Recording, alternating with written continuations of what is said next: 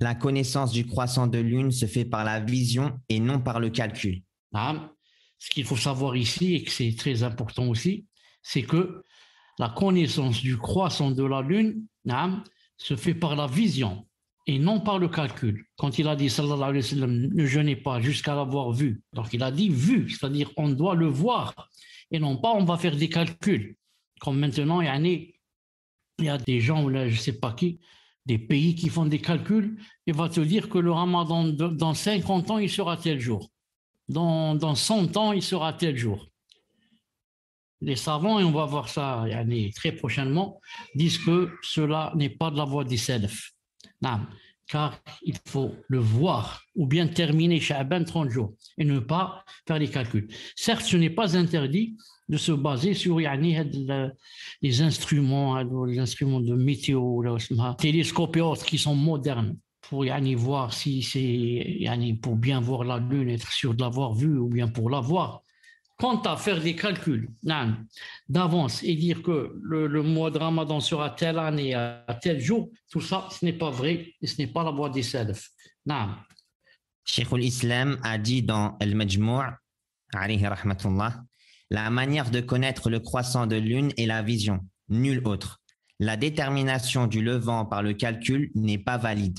En effet, nous savons par nécessité en islam que l'œuvre relative à la vision du croissant de lune, comme le jeûne et le pèlerinage, ou la période de viduité, ou le fait qu'un époux jure par Allah de ne plus avoir de rapport avec son épouse, ou autre parmi les règles rattachées au croissant de lune, faire ces œuvres se basant sur l'information de celui qui utilise le calcul n'est pas permis. De surcroît, les textes successivement rapportés du prophète alayhi salatu wassalam, affirmant cela sont nombreux. Parmi ces derniers, il va citer ici les adilla et les preuves que ce n'est pas permis de se baser sur le calcul, mais qu'il faut se baser sur la vision de la lune. Et il a cité ici comme le pèlerinage, comment savoir que c'est le mois du pèlerinage par exemple, ou bien la période de viduité, par exemple, qui est presque 3 fois les menstrues. Et il a le fait de jurer de ne pas approcher son épouse. Maximum, c'est 4 mois. Et les mois, comment on sait pour savoir que 4 mois sont passés, on regarde la lune? Il a dit tout ça se basant sur l'information de celui qui utilise le calcul n'est pas permis. Donc, la même chose pour le ramadan. Il a dit de surcroît, et en plus de cela, les textes successivement rapportés du prophète affirmant cela sont nombreux. En voilà quelques-uns.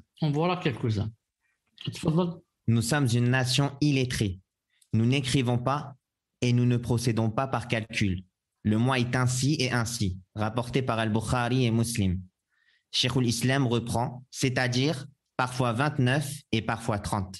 Donc nous sommes une nation illettrée. Nous n'écrivons pas et nous ne procédons pas par calcul.